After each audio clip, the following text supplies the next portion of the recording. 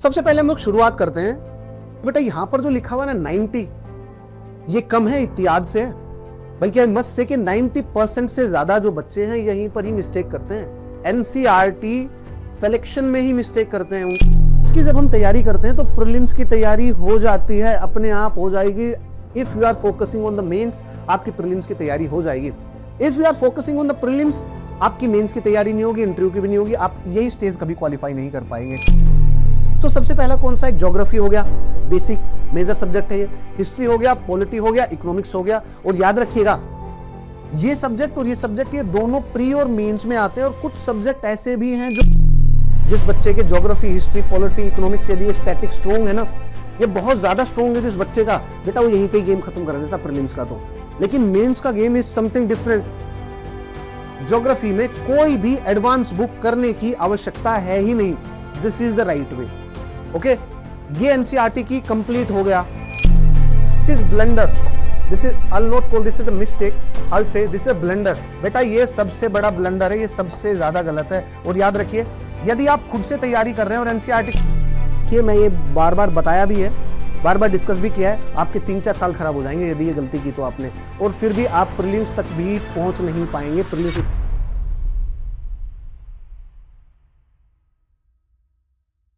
Yes, hello friends, सन academy पर आप सभी का स्वागत है। आपने इस वीडियो पे क्लिक किया, इसका मतलब आपके लिए दो चीजें बिल्कुल सर्टेन है। आई कैन प्रिडिक्ट दैट कि आप यूपीएससी लवर हैं। इसका मतलब आप आईपीएस, आईएएस, आईआरएस ये बनना चाह रहे हैं, आईएफएस बनना चाह रहे हैं। And the second most important thing is that कि हो ना हो आप बिल्कुल बिगनर हैं अभी। आप हो सकता है कि 1 महीने तैयारी, 2 महीने, 3 महीने, 4 महीने, 6 महीने तक हो चुके, बट ये बिगनर लेवल की प्रिपरेशन ही है। और आप ये देख रहे हैं कि एनसीईआरटी को पढ़े कैसे, कौन सी एनसीईआरटी सेलेक्ट करें, उसमें हम गलती क्या कर सकते हैं, नोट्स कैसे बनाएं। So if you are searching for all these things, let me tell you, ये वीडियो आप ही के लिए है। और ये वीडियो आपने एंड तक देखा तो मैं आपको प्रॉमिस करता हूं कि आपकी बहुत सारी जो अवधारणाएं हैं वो दूर होने वाली हैं। आपको एक राइट अप्रोच पता चलेगी एनसीईआरटी पढ़ती कैसे, नॉट जस्ट पढ़ना, एनसीईआरटी सेलेक्ट कैसे करनी है, पढ़ने के लिए कौन कौन सी एनसीईआरटी, क्या सारी एनसीईआरटी इंपॉर्टेंट है क्या आपके लिए, या केवल कुछ एनसीईआरटी है जो पढ़नी है, कवर करनी है। अच्छा, पढ़ना कैसे है उसे, नोट्स कैसे बनाने, नोट्स बनाने भी है या नहीं बनाने, रीडिंग कैसे करनी है, क्या पहली जो रीडिंग होगी उसी में ही आपको इन डेप्थ एनालिसिस पे जाना है क्या, थिंकिंग वाले पॉइंट पे जाना है क्या, whether should I focus on the fact और whether should I focus on the concept, इन सब चीजों के बारे में हम लोग चर्चा करेंगे। So this video it's a one stop solution for all of you, जो भी यूपीएससी की तरफ टिल्टेड है, प्लस जो बिगनर है उन सभी के लिए। Let me tell you. Okay, now चलिए देखिए, सबसे पहले हम लोग शुरुआत करते हैं। बेटा यहां पर जो लिखा हुआ है ना 90, ये कम है इत्याद से, बल्कि आई मस्ट से कि 90% से ज्यादा जो बच्चे हैं यहीं पर ही मिस्टेक करते हैं। 90% से ज्यादा एनसीईआरटी सिलेक्शन में ही मिस्टेक करते हैं। उनको लगता है कि सारी एनसीईआरटी इंपॉर्टेंट है। 6 से 12th की geography, history, pol science, economics, सारी एनसीईआरटी जितनी भी हो सभी के सभी पढ़नी है। बेटा this is a wrong way of selecting the NCERT. So 90 greater than 90% of the student they read the NCERT in a wrong way. उसी के साथ साथ उनका सिलेक्शन भी गलत होता है। तो देखिए, सेशन की जो शुरुआत में ही मैं आपको पिन पॉइंट उसके साथ बता रहा हूं, आपको एक्यूरेसी के साथ, कि आप कहां कहां पर आप मिस्टेक करेंगे। ठीक है, so let's not go just on this very particular topic कि यार आप 90% जो बच्चे हैं वो गलत तरीके से पढ़ते हैं। हम लोग ये भी देखेंगे कि एनसीईआरटी वगैरह कौन सी नहीं पढ़नी चाहिए, कौन सी पढ़नी चाहिए, इन सब चीजों के बारे में बात करते हैं। चलिए, अब एनसीईआरटी रॉन्ग तरीके से पढ़ते हैं, उससे पहले यही देख लेते हैं कौन सी एनसीईआरटी पढ़नी है। ठीक है, लेकिन यार एक बात समझिए पहले, उससे पहले आपको यह समझना ज्यादा आवश्यक है कि यूपीएससी का सिलेबस क्या है। Now I know one thing कि आप देखिए, आप यूपीएससी की तैयारी कर रहे हैं अभी जस्ट, और यूपीएससी का जो सिलेबस है वो तो एक प्रॉपर बुकलेट है अपने आप में, प्री, मेंस, फिर इंटरव्यू, और प्री और मेंस का तो इतना डिटेल्ड सिलेबस है। जीएस पेपर 1, 2, 3, 4, उसके बाद ऑप्शनल है बहुत सारे, सभी ऑप्शनल का भी पेपर 1, पेपर 2 उसका भी डिटेल सिलेबस है। फिर पेपर 1, फिर एक पेपर हो गया लैंग्वेज का, फिर सेकंड लैंग्वेज का पेपर हो गया, उनका भी सिलेबस है। तो यूपीएससी आपको एक पीडीएफ प्रोवाइड करता है, प्रॉपर पीडीएफ, जिसमें डिटेल में सारी चीजें लिखी हुई है, सारा सिलेबस डिटेल में लिखा हुआ है ना। अब देखिए, अब आप बिल्कुल बिगनर है, I know this thing. So beginner के लिए जब मैं ये बोलूं कि आप पहले सिलेबस को समझिए, नो योर सिलेबस, सिलेबस को जानिए, उसके बाद ही आप समझ पाओगे, यार बहुत मुश्किल है ना। नया बच्चा है, बिल्कुल अभी अभी तैयारी करने के लिए आया है, उसको आप सिलेबस थमा रहे हो, वो कैसे समझ पाएगा? हाँ, वो देख लेगा कि बस ये सिलेबस में, लेकिन उससे वो कोई इन्फ्रेंस ड्रॉ कर पाए, कोई लॉजिक ड्रॉ कर पाए, इट्स वेरी इलॉजिकल, बहुत मुश्किल है, बहुत ज्यादा मुश्किल है। हाँ, 5, 6, 7 महीने बाद कर सकता है, लेकिन अभी के लिए मुश्किल है। बट मैंने ऐसा क्यों यहां पर लिखा? बेटा जस्ट ओवरव्यू में देखिए कि इस पेपर में 3 स्टेप है, प्रीलिम्स है, मेंस है, इंटरव्यू है, आपको ये पता है। बेटा यहां पर फोकस करिए कि ये जो मेन लिखा हुआ है ये सच में मेन है। बेटा आप याद रखना, ये मेंस का जो सिलेबस है वो प्रीलिम्स से ज्यादा है, तो इसका मतलब क्या है? और यस, मेंस की जब हम तैयारी करते हैं तो प्रीलिम्स की तैयारी हो जाती है, अपने आप हो जाएगी। If you are focusing on the mains, आपकी प्रीलिम्स की तैयारी हो जाएगी। If you are focusing on the prelims, आपकी मेंस की तैयारी नहीं होगी, इंटरव्यू की भी नहीं होगी, आप यही स्टेज कभी क्वालिफाई नहीं कर पाएंगे। सो बेटर भी प्लीज याद रखिएगा कि जो मेंस का जो सिलेबस है वो आपके टेबल के पास होना, टेबल पर होना चाहिए। आपको ये नहीं करना कि उसको मगअप करना, याद करना, जस्ट वो आपके टेबल पे होना चाहिए, क्योंकि जब आप अपना एनसीईआरटीज पढ़ेंगे तो उस सिलेबस को आप रिफर करेंगे थोड़ा थोड़ा, ठीक है। सो पहले याद रखिए, मेंस, प्री और इंटरव्यू 3 स्टेज है, और मेंस पे आपको ज्यादा फोकस करना है, प्रीलिम्स अपने आप हो जाएगा। And yes, if this is the mains, यदि ये मेंस है तो बेटा प्रीलिम्स सिर्फ इतना ही है, इससे थोड़ा सा बड़ा कर लीजिए, आप ये लीजिए प्रीलिम्स इतना ही है, तो इसका मतलब मेंस पे ज्यादा फोकस होना चाहिए, प्रीलिम्स पे कम। और मेंस का जो सिलेबस है वो हमारी टेबल पर होना चाहिए, और मेंस के सिलेबस को सेंटर में रखते हुए हमें देखना है कि कौन कौन से मेजर सब्जेक्ट हैं और उनकी एनसीईआरटीज क्या हैं। अब देखिए आगे चलते हैं। देखिए यहां पर ध्यान दीजिए, यूपीएससी में जो सिलेबस है, पहले तो ध्यान दीजिए, कुछ सब्जेक्ट हैं जिसको हम मेजर सब्जेक्ट बोलते हैं, but not major as such, but actually क्या है कि उनका वेटेज थोड़ा सा ज्यादा है, पहला पॉइंट। दूसरा, यदि ये जो सब्जेक्ट हैं ये कोर सब्जेक्ट समझ में नहीं आते हैं तो बाकी जो अदर सब्जेक्ट हैं वो भी समझ में नहीं आएंगे। तो सबसे पहला कौन सा है? ज्योग्राफी हो गया, बेसिक मेजर सब्जेक्ट है ये। हिस्ट्री हो गया, पॉलिटी हो गया, इकोनॉमिक्स हो गया। और याद रखिएगा, ये सब्जेक्ट और ये सब्जेक्ट ये दोनों प्री और मेंस में आते हैं, और कुछ सब्जेक्ट ऐसे भी हैं जो मेंस में आते हैं केवल, जैसे कि हो गया ethics, world history, society, social justice and internal security. ये सारे ऐसे सब्जेक्ट हैं जो कि मेंस में आते हैं, ठीक है। ये ऐसे सब्जेक्ट हैं जो प्री और मेंस में दोनों आते हैं, और आप देख रहे हैं मेंस में ये भी आ रहा है, मेंस में ये भी आ रहा है, लेकिन प्रीलिम्स में मोस्टली यही है, यहां पर ही है, खेल यहीं पर ही खत्म हो जाता है। और in fact I must say prelims का गेम यहीं पर ही खत्म हो जाता है। यदि जिस बच्चे के ज्योग्राफी, हिस्ट्री, पॉलिटी, इकोनॉमिक्स यदि ये स्टैटिक स्ट्रॉन्ग है ना, ये बहुत ज्यादा स्ट्रॉन्ग है जिस बच्चे का, बेटा वो यहीं पे गेम खत्म कर देता प्रीलिम्स का। तो लेकिन मेंस का गेम इज समथिंग डिफरेंट। हमें तो दोनों तीनों स्टेप निकालना है, हमें तो आईएएस बनना, आईपीएस, आईआरएस, आईएफएस बनना है, तो इसीलिए इन सबको पहले जानना ज्यादा आवश्यक है। अरे नहीं मास्टर, फास्ट फॉरवर्ड करिए, हमें तो जल्दी एनसीईआरटी दिखाइए, 2 मिनट में बताइए। और बेटा कोई पुड़िया ऐसी है नहीं, ऐसी कोई भी पुड़िया नहीं है। यदि आप ऐसे इतनी जल्दबाजी करेंगे तो ये जो एग्जाम है ये पेशेंस का है, ये आपकी चेक कर रहा है, पेशेंस आपका चेक करेगा, आपकी विल पावर चेक करेगा, आप कितना लास्ट कर, आप एक प्रोसेस में कितना लॉन्ग लास्टिंग आप वो रुक सकते हैं, कितना टिक सकते हैं, ये सारी चीजें चेक करेगा ये। So please don't be patient in this video, okay, पूरा ध्यान से सुनो। अब देखिए, ये सारे मेजर सब्जेक्ट है, ज्योग्राफी, हिस्ट्री, पॉलिटी, इकोनॉमिक्स। इन मेजर सब्जेक्ट में आपके पास एनसीईआरटी है, जैसे हिस्ट्री की एनसीईआरटी 6 to 12 है, ज्योग्राफी की एनसीईआरटी 6 to 12 है, पॉलिटी की एनसीईआरटी भी ऐसे ही है, इकोनॉमिक्स की एनसीईआरटी भी ऐसी है, ओके। बेटा ये जो सब्जेक्ट है environment, science and tech and IR, जैसे आईआर की नोट सच एज एनसीईआरटी हम फॉलो नहीं करते 6 to 12। अच्छा, ऐसी साइंस एंड टेक की है। देखिए यूपीएससी पूछता साइंस एंड टेक, टेक है यहां पर, science and technology, basic science नहीं, बेसिक साइंस 6 to 12, जो 6 to खास करके 10 तक की आपको नॉलेज होनी चाहिए, क्योंकि वो टेक्नोलॉजी समझने में आपकी मदद करेगी। मान लीजिए यूपीएससी आपसे नैनो टेक्नोलॉजी पूछ रहा है, बायो टेक्नोलॉजी पूछ रहा है आपसे, ये क्या होगी? ये टेक्नोलॉजी हो गई। अब नैनो टेक्नोलॉजी, बायो टेक्नोलॉजी को समझने के लिए आपको बेसिक समझा हुआ होना चाहिए ना, डीएनए, आरएनए, मॉलिक्यूलर स्ट्रक्चर, ये सारी चीजें पता होनी चाहिए। अच्छा, प्रोटीन क्या है, ओके, डीएनए आरएनए में डिफरेंस क्या है, ये रिवर्स ट्रांसक्रिप्टोज ये क्या है। अच्छा, वैक्सीन कितने प्रकार से बन सकती है, उसके लिए आपको पहले पता होना चाहिए ना, आपको WBC, RBC, ये सारी चीजें जब थोड़ी बहुत बेसिक नॉलेज होगी आपको उसमें हेल्प होगी ना वैक्सीन समझने में।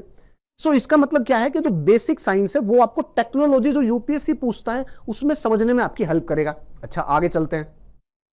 तो इसका मतलब यहां पर भी है, ओके, एनवायरमेंट में भी है, लेकिन कुछ सारी एनसीईआरटी ऐसी नहीं होती, 6 से 12 एनसीईआरटी देखनी पड़ती है, एनवायरमेंट में नहीं।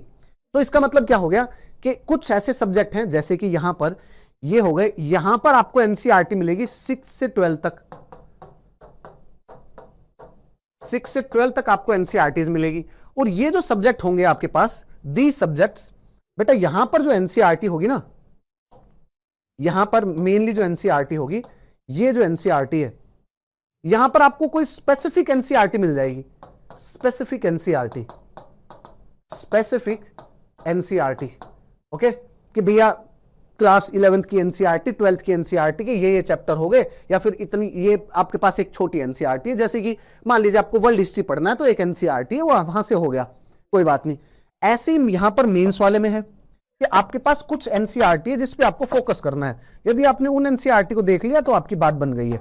देखिएगा नाउ, यहां पर ध्यान दीजिए भाई, दिस इज द एनसीईआरटी, मतलब this is another area, mains का जो एरिया है, ओके। नाउ इसमें आपको किस चीज पे फोकस करना है, please try to understand the thing. यहां पर ध्यान दीजिए, जस्ट अ मिनट फ्रेंड्स, ये जो एरिया है, दिस एरिया, ये मेन स्पेसिफिक है और इसमें भी स्पेसिफिक एनसीईआरटी आपको पढ़नी पड़ेगी। जैसे वर्ल्ड हिस्ट्री की एनसीईआरटी है, स्पेसिफिक एनसीईआरटी, ठीक है। चलिए यहां तक आपको ब्रॉड बाइफर्केशन समझ में आ गया। अब हम आगे चलते हैं और देखते हैं। अब देखिए भाई, पहली पॉइंट जो इंपॉर्टेंट है, जिस गलती से आपको बचना है, सबसे पहला बेटा, note every NCERT is important. सारी एनसीईआरटी इंपॉर्टेंट नहीं है, आवश्यक नहीं है। जितना भी यहां पर लिखा है कि देखिए इतनी सारी एनसीईआरटी है, हम पढ़ते हैं ज्योग्राफी की 6 to 12th, छठी क्लास से 12वीं क्लास तक आपको सारी एनसीईआरटी पढ़नी है क्या? बेटा this is a wrong way of approaching the subject, this is a wrong way of approaching towards the in fact exam. ये गलत तरीका है। ये हिस्ट्री में हम पढ़े क्या 6 से 12th क्लास की एनसीईआरटी, जिसमें नई भी है पुरानी भी है। पुरानी एनसीईआरटी 6 से 12th 6 तो ये हो गई। अच्छा उसके अलावा भी अलग है, और भी चीजें 6 से ज्यादा है। अच्छा उसके बाद नई एनसीईआरटी भी, मतलब ओल्ड भी है नई भी है। मार्केट में आप सुनने को मिलेगा कि ओल्ड भी पढ़िए नई भी पढ़िए। ये कब पढ़नी है बेटा? यहीं पर ही फिर आपकी एनर्जी तो यहीं खत्म हो गई। ये जो कार्यक्रम है, यदि ऐसे पढ़ने चले तो ये कार्यक्रम कम से कम 2-2.5 साल का है, मिनिमम 2-2.5 साल का है। और जब भी आप 2-2.5 साल बाद जब आप देखेंगे तो आपको लगेगा कि अब मेरे हाथ में तो कुछ भी नहीं है। सो बेटर भी कि ध्यान से सुनिएगा। यहां तक क्लियर हो गया? अब ये बात समझो कि ये जितनी भी एनसीईआरटीज लिखी हुई है ये सारी इंपॉर्टेंट नहीं है, आपको सारी नहीं पढ़नी है। क्या आपको पढ़ना है? जैसे ज्योग्राफी हो गया, सबसे पहला इस पॉइंट को कहीं बुक में लिख लेना, कहीं नोटबुक में लिख लेना। जहां पर पढ़ते हो साइड में अपने टेबल के साइड में आप एक स्टिकी नोट में लिख लीजिएगा कि नोट ऑल द एनसीईआरटी और note every NCERT is important. बहुत ही इंपॉर्टेंट पॉइंट है, ठीक है, सबसे पहला। अच्छा तो देख लेते हैं कौन कौन सी, जैसे कि ज्योग्राफी। अब देखिए ज्योग्राफी में 6 to 12th क्लास की एनसीईआरटी बोलते हैं कि 6 से 12th पढ़ो। बेटा 6 से 10th की एनसीईआरटी पढ़ने की ज्यादा आवश्यकता नहीं है, छोड़ दो उसको। नहीं है कि नहीं जो उसमें एक जो चैप्टर है वो सीजन वाला है, सीजन वाला चैप्टर हो गया, डेज वाला हो गया, बेटा वो मान लिया कि, पर उसको छोड़ो यार। आप 6 से 12th की जो एनसीईआरटी उसको छोड़ करके केवल 11th-12th की पे फोकस करो। ये देखिए ये जो एनसीईआरटी है that is the fundamental of the physical geography.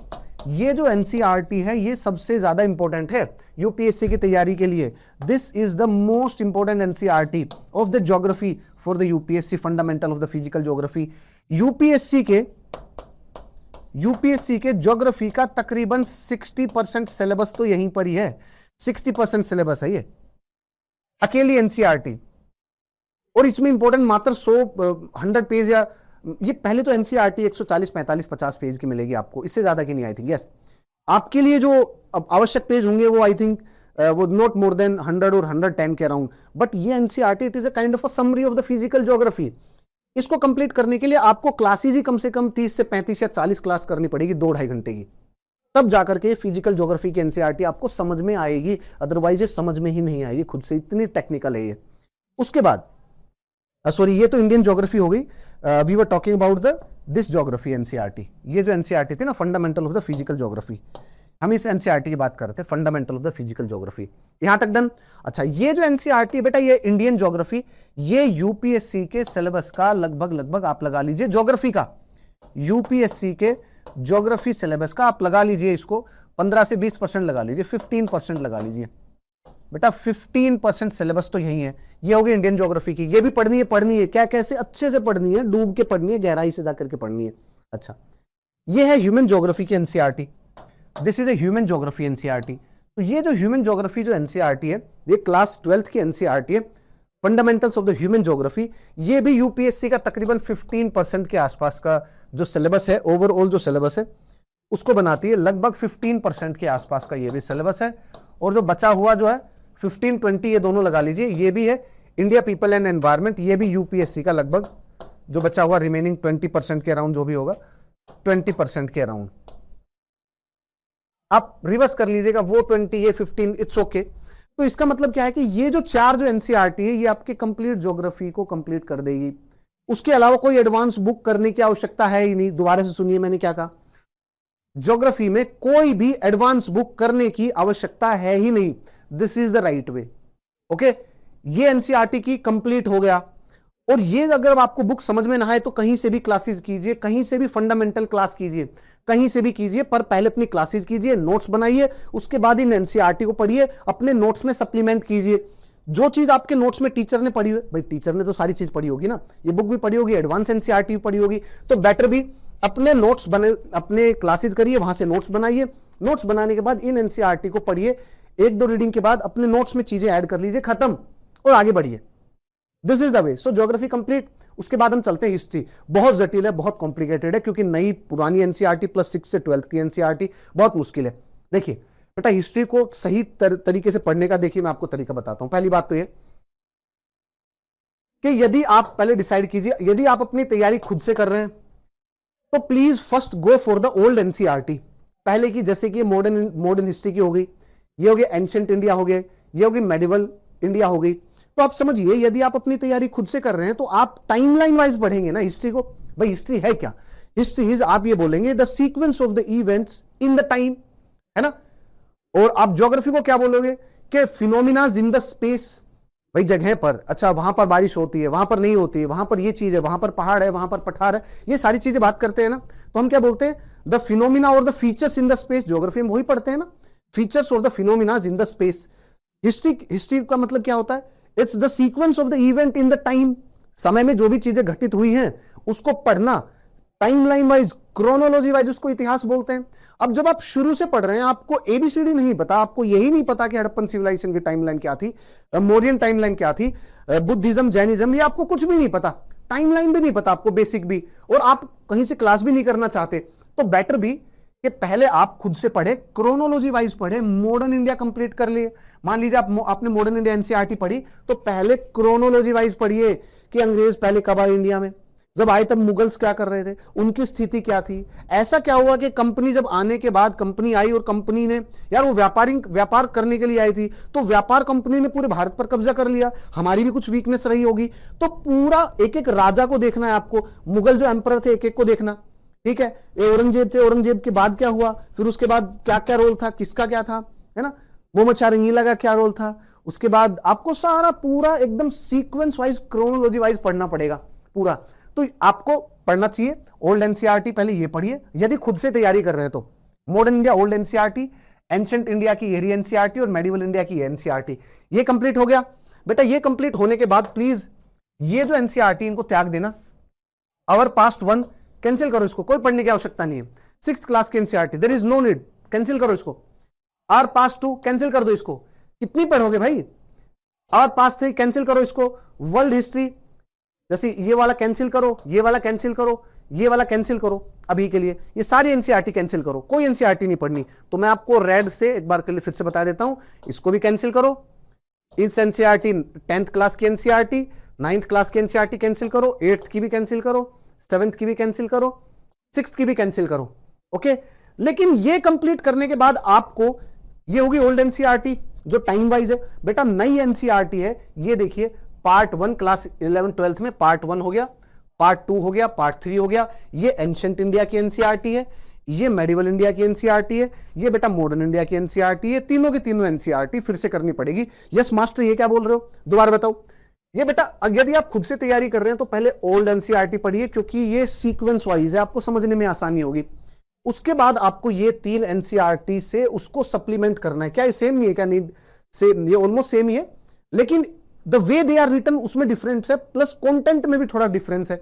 मतलब क्या है, कि ये तो टाइमलाइन वाइज लिखी हुई है, ये थीम वाइज लिखी हुई है। अब टाइमलाइन और थीम वाइज में समझाने बैठूंगा तो आपको समझ में नहीं आएगा, बहुत ज्यादा टाइम लग जाएगा। सो बेटर भी इतना समझिए, खुद से तैयारी कर रहे हैं तो आपको ये एनसीईआरटी ओल्ड वाली तीनों पढ़नी पड़ेगी और उसके बाद तीनों नई वाली एनसीईआरटी से उसको सप्लीमेंट करना पड़ेगा। जो आपने यहां पर पढ़ने के बाद अपने नोट्स बनाए थे उसमें आपको इनको ऐड ऑन करना पड़ेगा। उसके बाद आप ये छोड़ सकते हैं, जितनी भी एनसीईआरटी जो भी हमने डिस्कस किया ये आप छोड़ सकते हैं। नहीं, दूसरा तरीका क्या हो सकता है बेटा? दूसरा तरीका ये हो सकता है कि आप, पता है कि हिस्ट्री में 3 पार्ट है, एंशिएंट, मेडिवल, मॉडर्न, तो तीनों के तीनों जो पार्ट है, ancient, medieval, modern, of course art and culture, world history, ये तो है ही, लेकिन जो मेजर जो पार्ट है ancient, medieval, modern, art and culture, बेटा कहीं से क्लासेस करिए, उत्तम लेवल की क्लासेस करिए, जहां से आपको बेस्ट समझ में आए, आपको नोट्स बन जाए। आप अपने हैंड रिटन नोट्स बनाइए, हैंड रिटन अपने नोट्स बनाए, उन नोट्स को रिवाइज करिए, क्लास करिए, हैंड रिटन नोट्स बनाइए, रिवाइज करिए, अगले दिन फिर इसी प्रोसेस को रिपीट करिए। ऐसे करते करते ancient, medieval, modern, art and culture complete कीजिए। आपके पास 1000 पेज के आसपास के आपके अपने नोट्स बन जाएंगे, 1000 पेज के आसपास के आपके खुद के नोट्स बनेंगे। उसके बाद बेटा फिर ये आप ओल्ड एनसीईआरटी छोड़ देना भले ही, फिर आप ये नई एनसीईआरटी में ये थीम पार्ट 1, पार्ट 2, पार्ट 3 ये कर लेना, आप उससे सप्लीमेंट कर लेना, दैट्स ऑल। और फिर उसके बाद एनसीईआरटी आपका मन करे ये वाली एनसीईआरटी 6th, 7th, 8th, बस 6th, 7th, 8th यहां से उसको और सप्लीमेंट कर लेना। मतलब टीचर से अगर आप पढ़े तो मैं कह रहा हूं आपसे, ठीक है, ऐसा पढ़िए और फिर आगे बढ़िए। उसके अलावा ये जो एनसीईआरटी छोड़ दीजिए।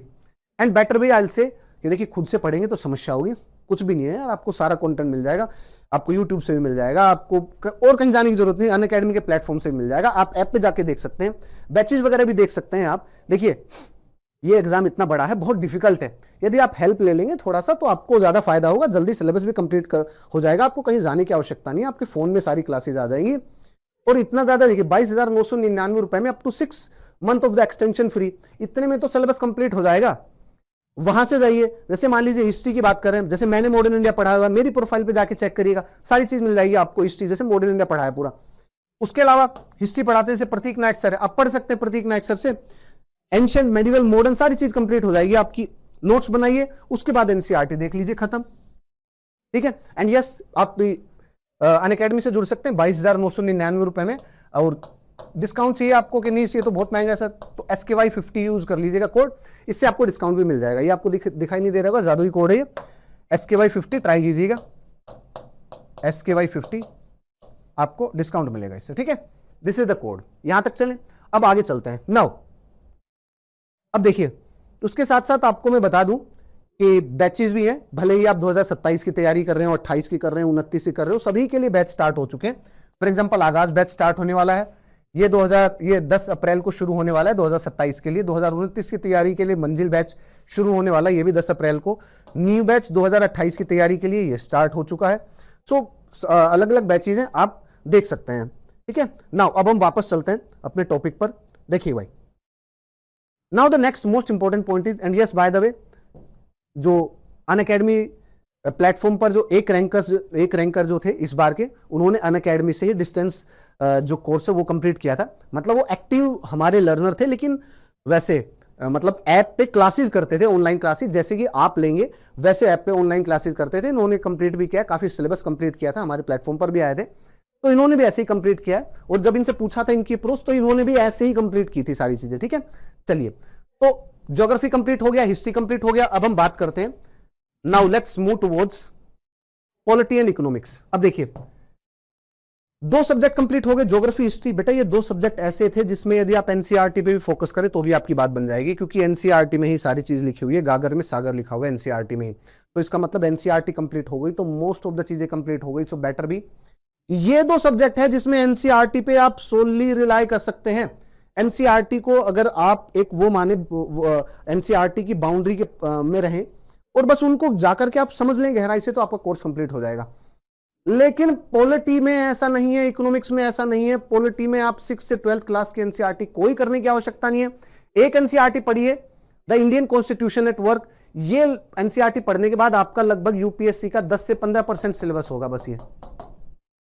उसके बाद आपको एडवांस लेवल पे जाना पड़ेगा, चाहे भले ही आप एडवांस बुक पढ़िए, जैसे कि एम लक्ष्मीकांत हो गया, या फिर एक बुक है DD Basu, the bare act, उसको कंप्लीट करिए, या फिर आप द बेस्ट पार्ट इज आप जाइए पहले किसी भी टीचर से फ्रॉम द वेरी बेसिक से और एडवांस लेवल तक का पढ़िए। आपको आर्टिकल्स पढ़ने पड़ेंगे, इंपॉर्टेंट आर्टिकल के, आर्टिकल 1 में क्या बोला हुआ है, आर्टिकल 12 में क्या बोला है, फंडामेंटल राइट क्या है, आर्टिकल 32 में क्या है, ये डीपीएसपी में क्या लिखा हुआ है, फंडामेंटल ड्यूटीज में क्या है, आर्टिकल 356 क्या है। ओके, उसमें भी जाकर के आपको पढ़ना पड़ेगा, उसमें भी जाकर एनालाइज करना पड़ेगा कि आर्टिकल 356 ये है क्या, क्यों कहा कि डेडलिएस्ट, ये कुछ नहीं, अंबेडकर साहब ने कहा था कि यार ये हमारे संविधान का एक डेड आर्टिकल रहेगा ऐसे पर, but this has become the deadliest article. क्यों भाई, ऐसा क्या हो गया कि अंबेडकर साहब ने कहा था कि इस आर्टिकल का कभी इस्तेमाल भी नहीं होगा, ऑलमोस्ट डेड आर्टिकल रहेगा ये संविधान का, but has become the deadliest article.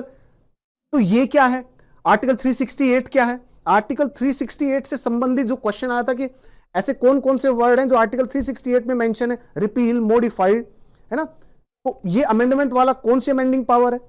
तो ये सारी की सारी जो चीजें पूरे डिटेल में पढ़नी पड़ेगी, इन डिटेल में, जो कि बेसिक एनसीईआरटी में नहीं है आपको। ये बस आपको बेस प्रोवाइड करेगा।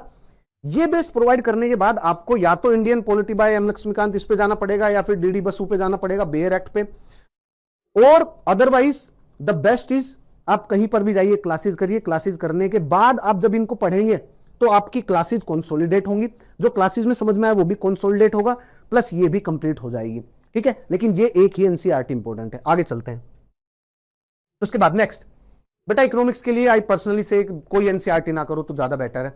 इनफैक्ट एक एनसीईआरटी है, बट आई मस्ट से कि कोई एनसीईआरटी मत करिए।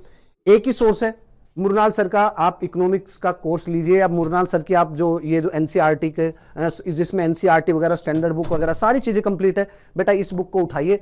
एंड सबसे बेटर चीज क्या होगी कि क्लासेस के साथ इस बुक को पढ़ लीजिए, खत्म हो जाएगा, वंस एंड फॉर ऑल, खत्म सारी चीज। इनफैक्ट इसमें आप जो अदर जो चीजें हैं, जैसे कि अपनी इंडिया ईयर बुक से संबंधित कुछ फैक्चुअल इंफॉर्मेशन, वो भी सारी चीजें ऐड की हुई है, बल्कि से आपको लगेगी, बट ये बहुत यूजफुल बुक है, बिकॉज इसमें गवर्नमेंट स्कीम वगैरह, करंट अफेयर्स वगैरह पिछले 6-7 साल, ये सारी चीजें ऐड है। सो वन स्टॉप सॉल्यूशन है, वन सोर्स है, आप इकोनॉमिक्स के ये उठाइएगा। नाउ तो इसका मतलब जो पहली जो हमारी प्रॉब्लम थी वो सोल्व हो गई, क्या कि कौन सी एनसीईआरटी पढ़नी है। तो आपको ये समझ में आ गया कि सारी एनसीईआरटी इंपॉर्टेंट है कि नहीं है इंपॉर्टेंट। सेलेक्टिव एनसीईआरटी, सेलेक्टिव जो एनसीईआरटी वो सारी पढ़नी है, सारी एनसीईआरटी हर सब्जेक्ट की वो इंपॉर्टेंट नहीं है। तो सबसे पहला पॉइंट आपका क्लियर हो गया, ठीक है। नाउ हम चलते हैं सेकंड इंपॉर्टेंट पॉइंट पर, how to read the NCERT और how to read the book. Actually क्या होता है कि हम रॉन्ग तरीके से पढ़ते हैं। कैसे, द रॉन्ग रीडिंग मेथड होता है हमारा। क्या, हम बुक उठाते हैं, मान लीजिए कोई भी बुक है, मान लीजिए मेरे पास कोई इस तरीके से ये कोई बुक है, और इस बुक में जब मैं इसको पढ़ना शुरू करूंगा तो मैं कैसे, मोस्ट ऑफ द स्टूडेंट क्या करते हैं, इस बुक को पढ़ने से पहले वो अपने पास रखेंगे, हाइलाइटर भी रखेंगे अपने पास, पेन, पेंसिल, और इसको पहले बार में ही कंप्लीट निचोड़ने की कोशिश करेंगे। पहले बार में ही वो सोचेंगे कि मुझे हर चीज पता होनी चाहिए। This is the wrong way.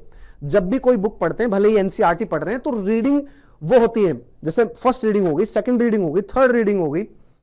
First reading में आपको जस्ट स्कैन करना है, उसकी हेडिंग्स देखनी, उसके हाईलाइटेड वर्ड्स देखने, उसके क्वेश्चंस देखने हैं जो पीछे लिखे हुए हैं, उसमें जो सब हेडिंग्स हो गई वो देखनी है। ये ओवरऑल मतलब बर्ड आई व्यू से देखना है आपको। दो इट फील्स लाइक पहली रीडिंग में आपको लगेगा यार ये क्या कर रहा हूं मैं तो बैठ करके, ऐसा भी कौन करता है, but this is the psychologically proven है कि यही बेस्ट तरीका है, क्योंकि आपका दिमाग ट्रिगर होता है, आपका दिमाग क्वेश्चन पूछने लगता है। मान लीजिए आपने हिस्ट्री में पढ़ा, हड़प्पन सिविलाइजेशन में पढ़ा, तो वहां पर लिखा हुआ है Harappan civilisation, origin of the Harappan civilisation. Origin में कुछ एक दो डिबेट लिखी हुई है, मोस्ट अच्छा अर्ली फेज हो गया, मैच्योर फेज हो गया, ओल्ड और डिक्लाइनिंग फेज हो गया। अच्छा, हड़प्पा के आर्टिफैक्ट क्या होते, हड़प्पा की आर्किटेक्चर क्या थी, उनकी पोट्री क्या थी, उनका सिटी प्लानिंग क्या थी, डिक्लाइन कैसे हुआ, पॉसिबिलिटी डिक्लाइन की क्या थी, उनका कल्चर कॉस्मोपॉलिटन, रिलीजन क्या था, उनकी स्क्रिप्ट क्या थी, तो हेडिंग्स लिखी हुई है। तो इसका मतलब आपको समझ नहीं आया, लेकिन इतना पता चल गया कि हड़प्पा सिविलाइजेशन जो थी उसके ओरिजिन से संबंधित अलग अलग विचार हैं, इतना समझ में आ गया। कोई ये कह रहा है कि हड़प्पन सिविलाइजेशन ऐसे ओरिजिनेट हुई थी पहले, सबसे पहले हड़प्पन सिविलाइजेशन का जो सबसे पहला जो फेज है, इसका मतलब उसका कोई ना कोई अर्ली फेज भी है, फिर मैच्योर फेज भी है, फिर डिक्लाइन फेज भी है। अच्छा, थोड़ा थोड़ा मेरे को आइडिया लगा। फिर उसके बाद उसके उनके कल्चर के बारे में, उनकी पोट्री के बारे में, सिटी प्लानिंग, इसका मतलब वहां पर सिटी भी थी, सिटी में कोई प्लानिंग भी थी। नाउ अब इससे दो चीज हो गई, एक तो आपका दिमाग में क्यूरियोसिटी जनरेट हो गई, आपका दिमाग क्यूरियस हो चुका है, अब वो उसको जानना चाहता है दिमाग। पहला पॉइंट, दिमाग ट्रिगर हो चुका है, ठीक है, दैट्स द फर्स्ट पॉइंट।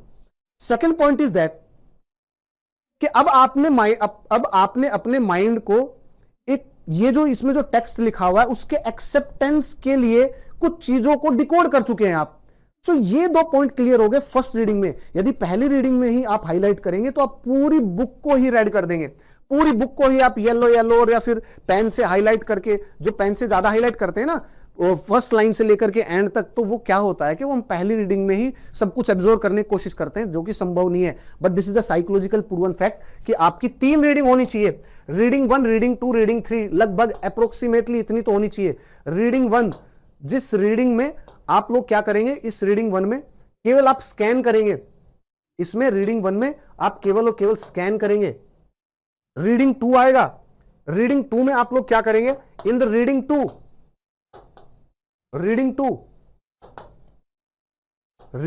में आप लोग क्या करेंगे, इन reading 2 what you will be doing, अब आप आराम से बैठ करके उसको एनालाइज करने की कोशिश करेंगे थोड़ा थोड़ा। पहली रीडिंग में आपके दिमाग में क्वेश्चन आया, दूसरी रीडिंग में जब आप उसको पढ़ेंगे तो ठहराव करके थोड़ा सा पढ़ेंगे, रुक करके थोड़ा पढ़ेंगे, देखेंगे उसमें क्या लिखा हुआ है, उससे थोड़ी सी बात करेंगे, उसमें जो फैक्ट होंगे उनको भी थोड़ा सा एक्सेप्ट करने की कोशिश करेंगे, थोड़े कॉन्सेप्ट को समझने की कोशिश करेंगे। समझने में प्रॉब्लम आएगी लेकिन फिर भी समझेंगे उसको।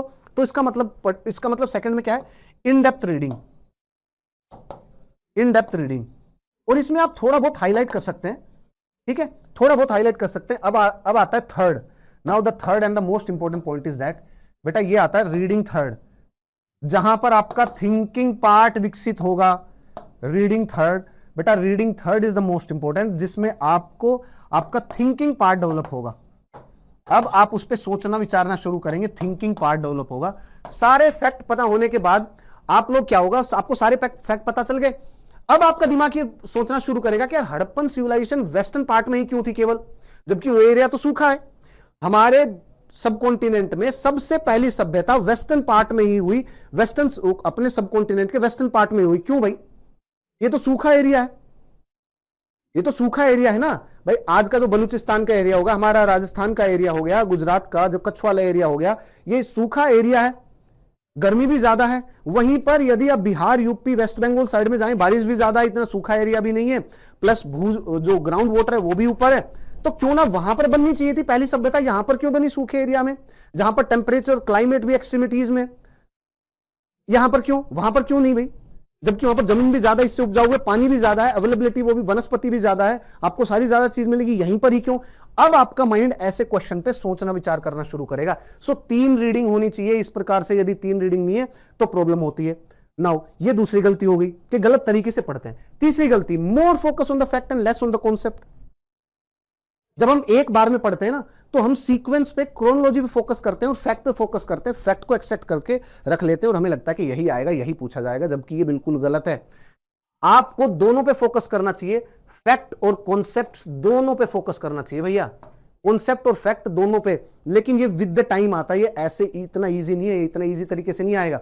ये कब आएगा, पहले बार आपका दिमाग हो सकता है कि फैक्ट पे थोड़ा फोकस करे, क्योंकि हो सकता है कि आपने जो बचपन से जो बुक पढ़ी हो उसमें मेनली ऐसी फोकस किया हो, या आपने बुक ना पढ़ी हो तो भी कोई बात नहीं, it's okay, but better be please focus on the fact and the concept. पहले यदि इस पे जाएंगे, कॉन्सेप्ट पे जाएंगे, तो ये फैक्ट अपने आप धीरे धीरे याद होने स्टार्ट हो जाएंगे। क्यों, क्योंकि इनके पीछे कॉन्सेप्ट की बैकिंग हो जाएगी। ठीक है, नाउ अब नेक्स्ट और मोस्ट इंपॉर्टेंट पॉइंट आता है, that is the chapter wise notes. This is the blunder you can do, this is blunder, this is, I'll not call this as a mistake, I'll say this is a blunder। बेटा ये सबसे बड़ा blunder है, ये सबसे ज्यादा गलत है। और याद रखिए, यदि आप खुद से तैयारी कर रहे हैं और एनसीईआरटी खुद से पढ़ रहे हैं, तो आप जो नोट्स बनाएंगे ना वो यहां पर बनाने शुरू होंगे। यहां पर तो कभी नोट्स भी नहीं बनाते हैं, यहां पर तो कभी नोट्स नहीं बनाएंगे, खुद से सारी चीज पढ़ रहे हैं। तो सेकंड रीडिंग में भी आप जब 1-2 बार, सेकंड रीडिंग में भी, सेकंड जो रीडिंग है एक्चुअली इसमें 1-2 बार रीड करते हैं, मतलब 2 बार तो रीडिंग कर ही लेते हैं सेकंड फेज की रीडिंग में। तो सेकंड फेज की सेकंड रीडिंग में अपने नोट्स बनाओ, क्योंकि तब तक आपको पता चल गया होगा कि एक टॉपिक को कितने हेडिंग में, कितने सब हेडिंग में तोड़ना है, कैसे क्या करना है, सारी चीज पता चल जाएगी। तब अपने नोट्स बनाओ अगर बना रहे हो, और वो भी सीक्वेंस वाइज, क्रोनोलॉजी वाइज। और मैं तो आपको बेस्ट बताऊंगा कि please take the help of the teacher, कहीं से भी करिए, कुछ भी करिए, अपनी क्लासेस करिए, अपने टीचर्स के सीक्वेंस वाइज नोट्स होने चाहिए आपके पास। उसके बाद आपने जो भी बुक पढ़ी, वो जो टॉपिक है उस टॉपिक से संबंधित आपको कोई भी एक्स्ट्रा इंफॉर्मेशन मिली, उसी नोट्स में ऐड कर लीजिए, खत्म। इससे सिंपल मेथड नहीं हो सकता कुछ भी। And the second is chapter wise notes from the NCERT. बेटा ये गलत है कि 6th क्लास के एनसीईआरटी के नोट्स बना रहे हैं, 7th क्लास के एनसीईआरटी के नोट्स बना रहे हैं, गलत है ये तरीका। गलत है ये तरीका। एनसीईआरटी 6th क्लास की एनसीईआरटी चैप्टर 1 नोट्स गलत, 12th क्लास की एनसीईआरटी चैप्टर 1 नोट्स गलत। बेटा हमेशा थीम वाइज नोट्स बनते हैं, ऐसे नहीं बनते हैं। यदि फिजिकल ज्योग्राफी पढ़ रहे हैं तो आपको पता होना चाहिए पहले अर्थक्वेक का है, अर्थक्वेक का टॉपिक है तो अर्थक्वेक के टॉपिक को पढ़िए, लैंडफॉर्म का टॉपिक है, लैंडफॉर्म के टॉपिक को पढ़िए, उसका नोट्स बनाइए, और उसके बाद जो भी आपने कहीं भी से भी कोई भी पढ़ाई की हो वो सारे यहां पर ऐड होने चाहिए। This is the way how you should be making the notes. The best is class करिए, क्लास से अपने नोट्स बनाइए, उसके बाद जो भी एनसीईआरटी बताइए वो पढ़िए और उनको यहां पर सप्लीमेंट कर लीजिए, खत्म। इतना करिए और आगे बढ़िए। तो दोस्तों ये गलतियां हैं जो एनसीईआरटी में हम लोग करते हैं, बार बार करते हैं। और ध्यान रखिए, मैं ये बार बार बताया भी है, बार बार डिस्कस भी किया है, आपके 3-4 साल खराब हो जाएंगे यदि ये गलती की तो आपने, और फिर भी आप प्रीलिम्स तक भी पहुंच नहीं पाएंगे, प्रीलिम्स भी क्वालिफाई नहीं कर पाएंगे। याद रखना, मोस्ट ऑफ द बच्चे यही गलती करते हैं, जिंदगी भर गालिब यही भूल करता रहा, धूल थी चेहरे पर वो आईना साफ करता रहा। ठीक है, ध्यान रखिएगा। And yes, thank you very much, thanks for the listening. जय हिंद, जय भारत।